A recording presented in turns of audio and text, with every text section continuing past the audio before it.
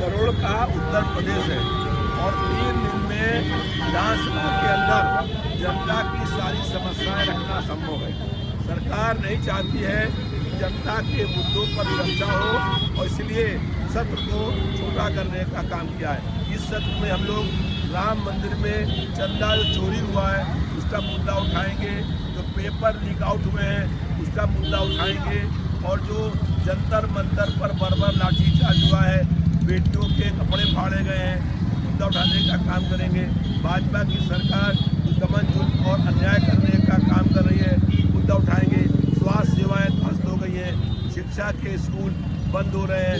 भाजपा सरकार हर मोर्चे पर फेल हो गई है और हर मोर्चे पर भाजपा सरकार को घेरने का काम करेगी। मात्र 4 दिवसीय ये मानसून सत्र चल रहा है, आपको क्या लगता है कि आप जो आवाज उठाएंगे उस पर निकले कोई हो पाएगा?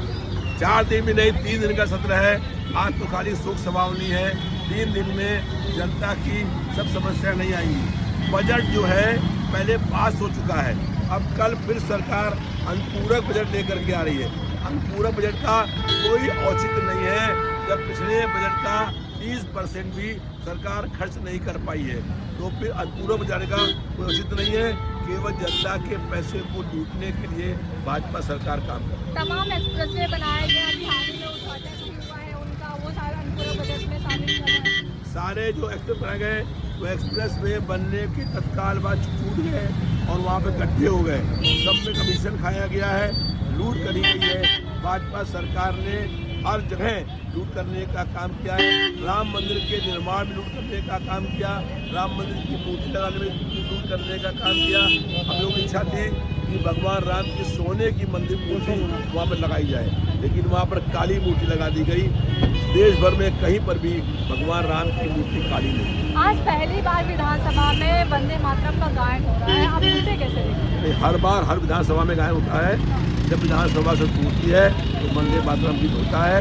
वंदे मातरम गीत जो गाना चाहे वो उसको गाए, लेकिन किसी को बाद में नहीं किया जाता है।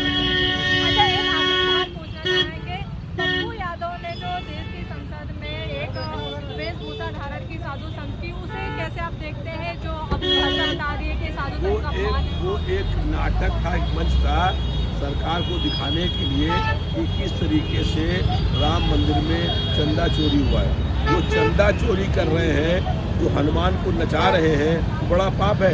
ये साधु बनना पाप है। साधु बनना भी बन करके एक दिखाया था, एक नाटक किया था कि उसमें चंदा चोरी करने का काम